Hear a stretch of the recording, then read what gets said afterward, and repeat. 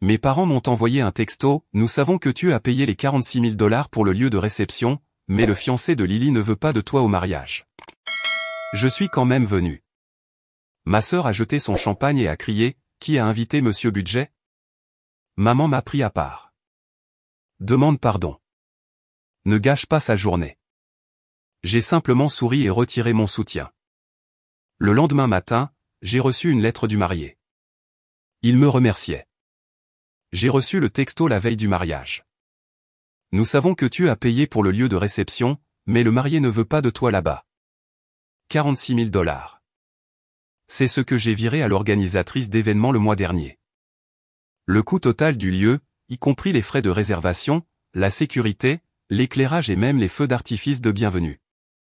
J'ai payé chaque centime, et il ne voulait pas de moi. J'ai lu le message 3 fois, assis en silence dans mon appartement. Ma vieille Toyota Corolla était garée dehors comme si elle savait combien de trajets nous avions fait pour les séances de préparation du mariage. Mes mains tremblaient. Ma boîte de réception était encore pleine de factures de prestataires. Mon réfrigérateur contenait encore l'échantillon de gâteau de la dégustation de mardi dernier, et elle ne voulait pas de moi. Alors, j'ai enfilé mon plus beau costume, et je suis venu. Dès l'instant où j'ai mis les pieds dans l'entrée en marbre du lieu, je l'ai senti, le froid. Personne ne m'a salué. Personne n'a établi de contact visuel. L'air était lourd de silence et de faux sourires. Je l'ai repéré près de la scène, ma sœur Lily, éblouissante dans sa robe blanche. Mais quand nos regards se sont croisés, sa mâchoire s'est crispée comme si ma présence était une tache sur son fantasme soigneusement orchestré. Elle m'a un jour appelé Monsieur Budget, un surnom moqueur qu'elle utilisait chaque fois que je devais dire non à l'une de ses idées extravagantes. Non à une robe haute couture à 12 000 $ qu'elle voulait faire venir de Milan. Non à l'importation de fleuristes français pour une arche florale d'1 heure. Non à des alliances de créateurs à 8 000 $ alors que le marié n'avait toujours pas d'emploi à plein temps. Mais j'ai quand même payé. Je me suis quand même présenté à chaque rendez-vous. J'ai quand même pris des jours de congé, sacrifiant une promotion juste pour aider à choisir le linge de table parce que je pensais que c'était important. Parce que je pensais que j'étais important. Elle a dit un jour à son fiancé, ma famille est riche. Tu n'as pas besoin de contribuer. C'est mon événement. Et il a simplement hoché la tête comme un participant passif à une production que je finançais. Puis est venu le moment. Je me tenais près de la table des hors-d'œuvre, essayant de me fondre dans le décor, quand j'ai entendu la voix. Aiguë, forte, venimeuse. Qui a invité Monsieur Budget? Un verre de champagne a explosé sur le sol à côté de moi. Lily me foudroyait du regard, en pleine fureur nuptiale. Les invités se sont retournés. Des murmures se sont élevés. Je n'avais même pas dit un mot. Avant que je puisse bouger, ma mère m'a attrapé le bras et m'a pris à part, son ton urgent mais feutré. S'il te plaît, excuse-toi. Ne gâche pas sa journée. M'excuser de me présenter au mariage pour lequel j'ai payé? Je n'ai pas haussé le ton. Je n'ai pas fait de scène. J'ai souri, et j'ai sorti mon téléphone. Ouvrir l'application bancaire. Faire défiler jusqu'au virement en attente. Appuyer sur annuler le virement. Traiteur, parti. Transport, annulé. Gâteau, ne vient pas. Tout s'est effondré en quelques minutes. Les gens ont commencé à chuchoter. Le groupe est parti le premier. Puis le chauffeur du food truck a fait une scène aux portes. Le rêve de ma sœur s'est effondré plus vite qu'un château de cartes dans un courant d'air. Panique, chaos, cris. Et je suis resté tranquillement au milieu de tout ça, parce que parfois le silence est plus bruyant que les feux d'artifice. On pourrait penser que 46 000 $ achèterait au moins un merci ou peut-être juste une place au mariage que j'ai financé. Mais c'est le propre du sentiment de dû. Il ne dit jamais merci. Il demande juste, qu'est-ce que tu as d'autre? Laissez-moi revenir en arrière. Tout a commencé il y a plus d'1 an. Ma sœur, Lily, venait de se fiancer, et la nouvelle s'est répandue comme une traînée de poudre dans le groupe de discussion familiale. J'étais sincèrement heureux pour elle. Elle semblait aux anges, jusqu'à ce qu'elle m'envoie une note vocale. Hey, tu sais à quel point les mariages sont chers. J'ai juste besoin d'un tout petit peu d'aide pour lancer les choses. La compte pour le lieu principalement, tu sais, juste le temps qu'on établisse le budget. C'était la première demande. L'acompte était de 5000 $. Je l'ai viré le jour même. Ça faisait du bien d'aider. C'est ma sœur, après tout. Puis est venue la deuxième demande. PFF. Catastrophe. La robe que j'adore coûte 12 000 $. Je sais que c'est insensé. Je vais en trouver une autre, à moins que tu ne penses pouvoir aider. J'ai dit non à celle-là. C'est là que le sarcasme a commencé. Tu as toujours été l'économe, monsieur Budget. Classique. Elle l'a dit en riant dans le chat, mais le tranchant dans son ton n'était pas drôle. Pas pour moi. Mais j'ai quand même payé pour le photographe, 3200 $. Puis le DJ, 2000 $ de plus. Puis les licences musicales, l'éclairage du lieu, une tente extérieure pour le brunch familial post-mariage. Chaque fois, c'était juste une dernière chose. Tu es le seul qui puisse aider. Nous ne voulons pas impliquer sa famille là-dedans. Simple. Cette partie me nouait l'estomac. Ce n'était pas seulement une question d'argent. C'était une question de contrôle. Lily ne voulait pas un mariage. Elle voulait une exposition sociale, une vitrine pour son statut.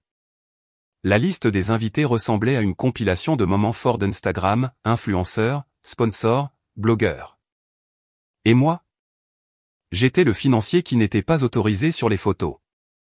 Ce serait drôle si ce n'était pas si insultant. Je devrais probablement vous dire qui je suis.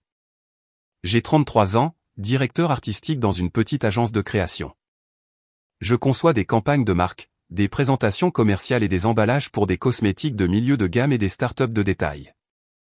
Ce n'est pas l'argent de la Silicon Valley, mais c'est du bon travail, un travail honnête. Je vis dans une location, un appartement d'une chambre sans ascenseur, avec un robinet qui fuit et un réfrigérateur ancien. Je conduis une Toyota Corolla de 2009 avec un rétroviseur latéral scotché, mais mes factures sont payées. Mon crédit est bon. Et je croyais à l'entraide familiale. Même quand cela me mettait à rude épreuve. Jusqu'à ce que ça ne tente plus, ça a cassé. Vous voulez savoir ce qui l'a fait casser? Son texto à propos des alliances. Je viens de trouver les alliances de créateurs parfaites. Elles coûtent 8000 $. Je sais que c'est beaucoup, mais nous construisons un héritage, non? J'ai demandé, où est-il dans tout ça? Elle a répondu, ce n'est pas vraiment sa place. C'est l'événement de notre famille. Il n'est que le marié. C'est là que j'ai réalisé que je ne soutenais pas un mariage. Je finançais un concours de beauté. Elle ne le laissait même pas contribuer. Elle disait qu'elle voulait que cela donne l'impression de venir entièrement de notre côté. L'illusion de la richesse construite entièrement sur mon dos. Le pire? Ça a commencé à déborder sur ma vie réelle. J'ai manqué une réunion de présentation pour assister à sa dégustation de gâteaux. J'ai perdu un client ce jour-là, un gros. Mon manager a dit que je devais réévaluer mes priorités. Ma petite amie, maintenant ex, est partie 3 mois avant le mariage. Elle a dit qu'elle avait l'impression de sortir avec un distributeur automatique pour le rêve de quelqu'un d'autre. Je ne pense même pas qu'elle t'apprécie, m'a-t-elle dit en pleurant. Elle sait juste que tu paieras. Elle n'avait pas tort. Mais je n'étais pas prêt à y faire face. Pas encore. Les choses ont empiré. Un mois avant le mariage, j'ai découvert que Lily avait dit à tous ses amis et même à certains prestataires que j'aidais juste avec une partie de la logistique. J'ai tout couvert. Toute la vision est la mienne, a-t-elle dit dans une session de questions-réponses sur Instagram. Mon nom n'est apparu nulle part. Ni dans les légendes. Ni dans les crédits. J'ai payé pour le brunch du lendemain pour 60 personnes. La carte de remerciement est allée à sa colocataire d'université qui avait apporté des décorations de cupcakes. Même mes parents ont joué le jeu. Maman disait des choses comme « Tu fais ton devoir de grand frère ». C'est ce que fait la famille, n'est-ce pas? La famille saigne en silence pour qu'une mariée puisse se déguiser en membre de la royauté. Et pourtant, j'ai continué. J'ai continué à virer de l'argent parce que j'attendais une chose. De la reconnaissance? De la gratitude? Non. J'attendais de voir s'ils réaliseraient un jour que je n'étais pas juste un compte en banque. Spoiler, ils ne l'ont pas fait. Puis est venu le dîner de répétition. Je n'étais pas invité. Laissez ça faire son chemin. J'étais le principal soutien financier de ce cirque à 70 000 $, et ils ont oublié de m'inclure dans le dîner la veille. Quand j'ai envoyé un texto à maman à ce sujet, elle a dit que Lily pensait que ce serait gênant avec une partie de la foule d'influenceurs. Gênant? Vous voulez dire que l'homme qui a payé pour le traiteur pourrait détonner avec les gens qui le mangent? Il a fallu toute ma retenue pour ne pas tout annuler ce soir-là. Mais j'ai attendu parce que je voulais que cela se produise publiquement. Parce que je voulais que l'effondrement soit sans équivoque. Le jour du mariage, quand je suis entré dans ce lieu et que j'ai senti le gel dans l'air, j'avais déjà l'application d'annulation ouverte sur mon téléphone. Quand Lily a jeté ce verre de champagne, c'était le coup de grâce final. J'ai souri, et j'ai appuyé sur « Annuler le virement » sur chaque facture en attente. Et c'est là que tout s'est écroulé. Les traiteurs ne sont pas arrivés. L'organisatrice de mariage a commencé à paniquer. Je l'ai vue au téléphone, hurlant dans le vide. Le camion de livraison avec l'arche florale a fait demi-tour en chemin. Les invités murmuraient. Puis quelqu'un a annoncé « Le bar est fermé ». La musique s'est arrêtée au milieu d'un morceau. J'ai regardé le DJ débrancher son équipement et sortir, son sac à dos sur une épaule. Lily était pâle. Le marié avait l'air confus. Que se passe-t-il? A-t-il demandé. Ta famille n'a pas couvert ça? C'est là que le faux sourire de Lily s'est fissuré. Et moi? Je suis passé devant elle, calme, imperturbable, sans remords, parce que pour une fois, je n'avais pas payé pour être ignoré. À la seconde où j'ai appuyé sur « Annuler le virement » sur mon téléphone, j'ai vu le lieu commencer à vaciller comme un spectacle de Broadway à gros budget qui aurait soudainement perdu le courant en plein milieu d'un acte. Les signes étaient subtils au début. Le personnel du bar a cessé de servir. Personne ne faisait d'annonce. Les serveurs se tenaient à l'arrière, chuchotant nerveusement et vérifiant leur téléphone. J'entendais l'organisatrice de mariage respirer dans son micro-casque comme si elle appelait la NASA pour une mission avortée. Puis la camionnette du traiteur n'est jamais arrivée. Puis le gâteau de mariage ne s'est pas présenté. Puis le champagne s'est épuisé. Puis le DJ a débranché en plein milieu d'une chanson, a marmonné quelque chose sur des acomptes impayés, et a quitté la cabine en silence. C'était un chaos lent, une panique tranquille, des gens élégants ayant l'air confus en tenue de soirée, tenant des verres vides. Lily l'a remarqué en premier. Elle a regardé autour d'elle, puis m'a regardé, comme une louve acculée dans son propre fantasme. Quoi? Qu'est-ce qui se passe? J'ai siroté de l'eau du seul prestataire encore en fonction, la station d'hydratation pour laquelle je n'avais pas payé. Puis elle a crié, assez fort pour faire taire les bavardages. As-tu fait quelque chose? Toutes les têtes se sont tournées. Je n'ai pas crié. Je n'ai pas haussé la voix. J'ai simplement marché jusqu'au centre de la pièce, calme, délibéré, et j'ai dit, tu as raison, Lily. Je ne devrais pas être ici. Tu l'as dit toi-même. Je suis un monsieur budget. Pas une partie de l'esthétique, juste le gars qui paie les factures. J'ai fait une pause. Alors, j'ai arrêté de payer. Des halètements. Des murmures. Quelqu'un a fait tomber une flûte de Prosecco. Elle s'est avancée, le mascara commençant déjà à couler. Tu ne peux pas simplement gâcher mon mariage. Ton mariage? J'ai ri, enfin, amèrement. Tu veux dire celui pour lequel j'ai payé? Le marié, qui se tenait silencieusement à ses côtés, a tourné brusquement la tête. Attends, quoi? Ouais, ai-je dit. Peut-être que quelqu'un aurait dû te dire que le lieu de ton mariage, ton brunch, ta tante, ton quatuor à cordes. Ce n'était pas financé par une fée marraine magique. C'était moi. Il avait l'air stupéfait. Je pensais que ses parents. Non. Ils ont payé pour quelques serviettes et une belle sculpture que personne ne voulait. Tout le reste provenait de mon modeste salaire de directeur artistique et de ma santé mentale déclinante. Lily a pivoté sur ses talons et a sifflé, tu fais ça parce que je ne t'ai pas invité à la répétition. Tu es jaloux.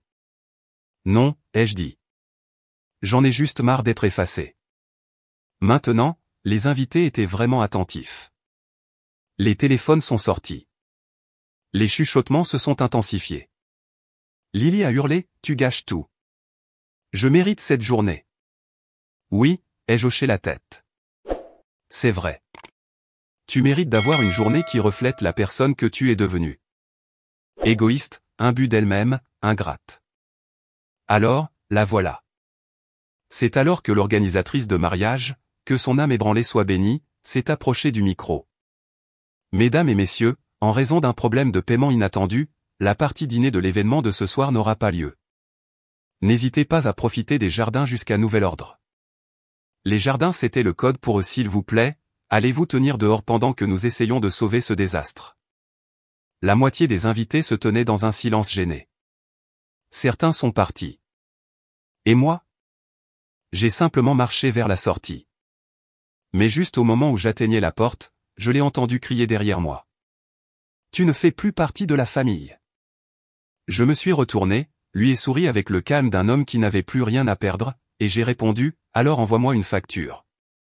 Dehors, le marié m'a poursuivi dans le parking. Est-ce que c'est vrai? A-t-il demandé. Tu as vraiment tout payé? Tout sauf le vin. C'était le père de son ami d'université, apparemment. Mon Dieu, murmura-t-il. Elle m'a dit que c'était des économies familiales, que ses parents s'en occupaient. J'ai hoché la tête. Elle m'a aussi dit que tu n'étais que l'invité d'honneur. Un statut d'invité qui s'étendait à nous deux. Il a passé ses mains dans ses cheveux, le genre de geste qu'un homme fait lorsque sa vision du monde vient de s'effondrer. Puis il a dit la seule chose qui m'a pris au dépourvu. Je suis désolé. Et il le pensait. À l'intérieur, c'était le chaos. Les prestataires remballaient leur matériel. Des amis ivres sortaient en titubant, furieux que le bar ouvert ait disparu. Les invités influenceurs supprimaient discrètement leurs stories Instagram en temps réel. Lily criait toujours. Ma mère pleurait. Mon père exigeait que quelqu'un arrange ça. Le livreur de gâteaux est arrivé en retard, a vu le désastre et est reparti avec le gâteau toujours dans son camion. Et au milieu de tout ça, ma famille agissait comme si je les avais trahis. Mais voilà le truc, je n'ai pas gâché le mariage. J'ai juste arrêté de subventionner l'illusion. Je suis parti sans un autre mot. Pas de drame, pas de violence, pas de verre brisé. Juste moi et ma Toyota Corolla sortant d'un cimetière de prétention à 70 000 $. En conduisant, j'ai reçu un texto de Lily. J'espère que tu es heureux. Je n'ai pas répondu, mais j'ai souri parce que, pour la première fois de ma vie d'adulte, je n'étais pas le cochon tirelire de la famille. J'étais l'homme qui s'était affirmé. Le lendemain matin, mon téléphone s'est allumé à 7h12. Pas de ma mère, pas de Lily. C'était un nom que je n'ai pas reconnu au début, Ethan, marié. C'est comme ça que j'avais enregistré son numéro. Le marié. J'ai cligné des yeux devant l'écran, encore au lit, n'en revenant toujours pas de ce qui s'était passé la nuit précédente. On peut parler? Disait le message. Je te dois une explication. Ou peut-être que tu m'en dois une. Quoi qu'il en soit en pièces jointes, un PDF. Objet, je suis désolé que tu aies payé pour le mensonge. Je l'ai ouvert, et je n'étais pas prêt pour ce qui allait suivre. Je ne savais pas. Pas vraiment. Je pensais qu'elle payait avec des économies, des cadeaux, quelques contributions familiales. J'ai proposé d'aider de nombreuses fois. Lily disait, mon frère gère la logistique. Ne stresse pas. Elle n'a jamais dit que tu avais payé pour le lieu, ou le photographe, ou la nourriture. Elle disait que sa famille s'en chargeait. Elle disait que je devais me concentrer sur le fait de me présenter et d'être beau. Hier soir, après ton départ, je l'ai confrontée. Je lui ai demandé pourquoi elle avait menti, pourquoi elle avait construit un château avec des briques empruntées. Tu sais ce qu'elle a dit? Parce que c'était censé être ma journée. Il me devait bien ça. Je lui ai demandé ce que tu lui devais. Elle a dit, c'est lui qui n'a ni femme, ni enfant, ni hypothèque. À quoi d'autre sert-il? C'est à ce moment-là que j'ai su. À ce stade, j'étais assis droit, lisant chaque ligne comme si elle était écrite avec du sang. Elle ne m'épousait pas. Elle épousait un fantasme. Une narration où tu étais le distributeur automatique, ses amis le public, et moi l'accessoire. Je n'ai jamais voulu ce genre de mariage. Je voulais juste construire quelque chose de réel. Mais elle voulait être vue. Alors, elle t'a utilisé, et moi, et tout le monde. Puis est venue la phrase qui m'a brisé, j'ai annulé la lune de miel ce matin. Je lui ai dit que j'avais besoin de temps. Non pas parce que je suis en colère contre elle, mais parce que j'ai honte de n'avoir rien vu de tout ça plus tôt. Il y avait un dernier paragraphe. Tu as été le seul à avoir réellement construit quelque chose. Pas pour Instagram, pas pour la notoriété, mais parce que tu pensais que c'était important. Tu ne méritais pas ce qui s'est passé. Si jamais je me marie pour de vrai, pas pour l'image, pas pour les likes, j'espère que ce sera avec quelqu'un qui a ton genre d'intégrité. Je suis désolé et merci d'avoir exposé l'illusion. Je suis resté longtemps avec ce message. Puis j'ai éteint mon téléphone et j'ai respiré. Pour la première fois depuis 1 an, je n'étouffais pas sous le poids des attentes de quelqu'un d'autre. Puis est venu le groupe de discussion familiale. Maman, Lily est dévastée. Tu l'as humiliée le jour le plus important de sa vie. Papa, tu aurais pu gérer ça différemment. Tu nous as embarrassés devant des médecins, des avocats, des juges. Tante Méra, je suis parti tôt. Les gens posaient des questions. Est-ce que tout va bien? Cousin Marc, mec, c'était quoi ça? Oncle Brian, c'était épique. Immédiatement supprimé par l'administrateur. Et enfin, Lily, j'espère que tu n'auras jamais à vivre la honte que j'ai ressentie hier soir. Tu as tout gâché. Je n'ai pas répondu. À la place, j'ai tapé une ligne, puis je l'ai effacée. Puis, j'en ai tapé une autre et je l'ai envoyée. Je n'ai rien gâché. J'ai juste arrêté de mentir pour toi. Ce soir-là, j'ai de nouveau éteint mon téléphone. Plus d'excuses. Plus d'explications. Je me suis assis sur mon canapé, me suis versé un verre du vin rouge bon marché que j'avais gardé, et j'ai fait défiler de vieilles photos de moi et Lily enfant. Une a retenu mon attention, Halloween 2002. Elle était déguisée en princesse. J'étais un robot en carton. Même à l'époque, je me souviens qu'elle avait pleuré jusqu'à ce que je lui donne les bonbons de mon seau. Et je les lui ai donnés parce que c'est ce pourquoi j'étais entraîné, donner silencieusement sans poser de questions. Mais plus maintenant. La semaine suivante, j'ai reçu un message qui m'a presque anéanti, de la part de quelqu'un que je n'attendais jamais, sa vieille colocataire d'université, Tara, celle qui avait fait les cupcakes. Hey, je voulais juste dire que j'ai tout vu ce qui s'est passé. Et je veux que tu saches que les gens ont remarqué. Ils ont vu ce que tu as fait, et ils en ont parlé après. Pas avec dégoût, mais avec admiration. Tu t'es défendu, pour ta valeur, pour la vérité. La plupart des gens se seraient tus. Toi non. Tu n'as pas crié. Tu n'as pas frappé. Tu n'as pas humilié. Tu as simplement repris ton pouvoir en un clic. Ça. C'était de l'art. D'ici vendredi, j'ai appris que le lieu de réception engageait des poursuites judiciaires pour des acomptes impayés. L'organisatrice a posté un tweet vague sur les mariées influenceuses mises sur liste noire. Le photographe a partagé une seule image en noir et blanc d'une table à moitié dressée avec la légende « Le silence en a dit plus que les discours n'auraient jamais pu le faire ». Et Lily? Elle n'a rien posté. Pour la première fois depuis 1 an, son fil d'actualité était silencieux. Pas de filtre, pas de légende, pas de tag. Seulement le silence. Et le silence, il s'avère, est bruyant. 2 semaines après le fiasco du mariage, j'ai vendu ma voiture. Ma vieille et fidèle Corolla rétroviseur scotché, levier de vitesse collant, et tout le reste.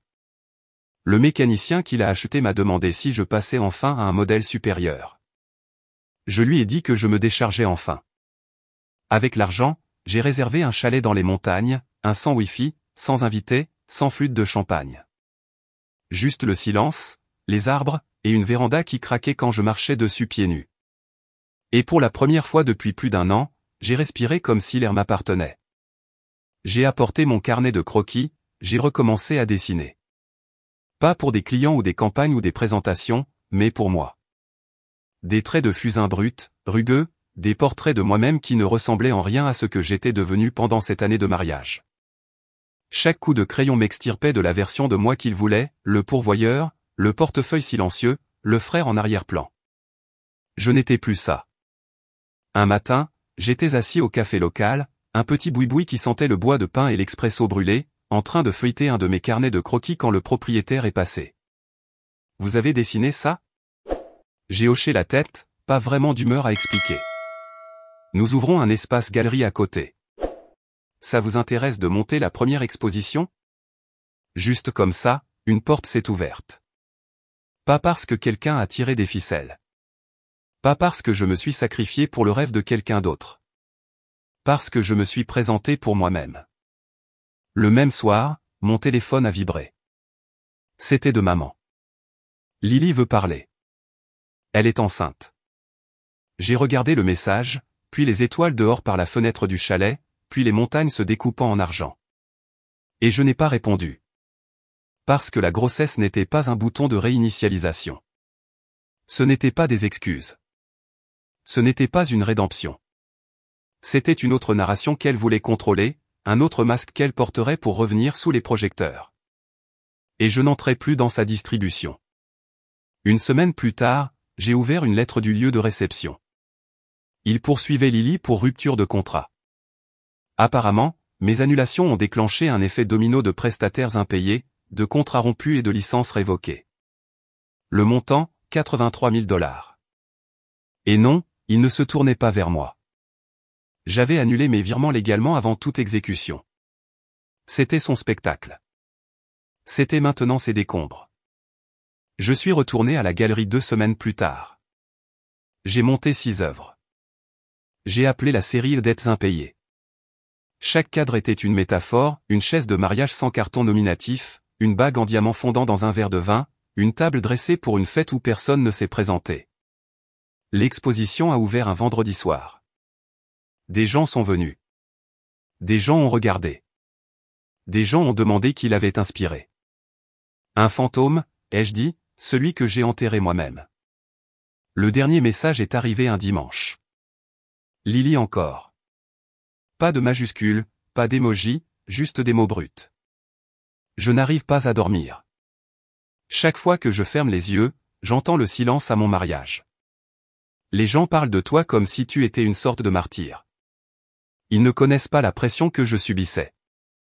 Ils ne savent pas à quel point il est difficile d'être vu. Mais tu les as forcés à te voir toi à la place. Tu as gagné. J'espère que tu es fier. J'ai fixé le message un instant. Puis j'ai tapé, je ne suis pas fier. Je suis libre. Et je l'ai bloqué. Je ne sais pas ce qui vient ensuite. Peut-être que je vais m'installer ici de façon permanente. Peut-être que j'ouvrirai un studio. Ou peut-être que je disparaîtrai à jamais dans les arbres et deviendrai un ermite étrange qui peint des traumatismes au pastel. Mais je sais ceci, je ne suis plus le frère dont il se vante, puis qu'il cache. Je ne suis plus l'homme qui finance les projecteurs de tout le monde. Je suis celui qui a écrit la dernière ligne du fantasme de ma famille. Et cette fois, j'ai choisi une place à la table. Une place où le silence est respecté, pas effacé. Où les limites ne sont pas négociables. Où personne ne jette de champagne, mais où tout le monde lève son verre. À la paix. Au pouvoir.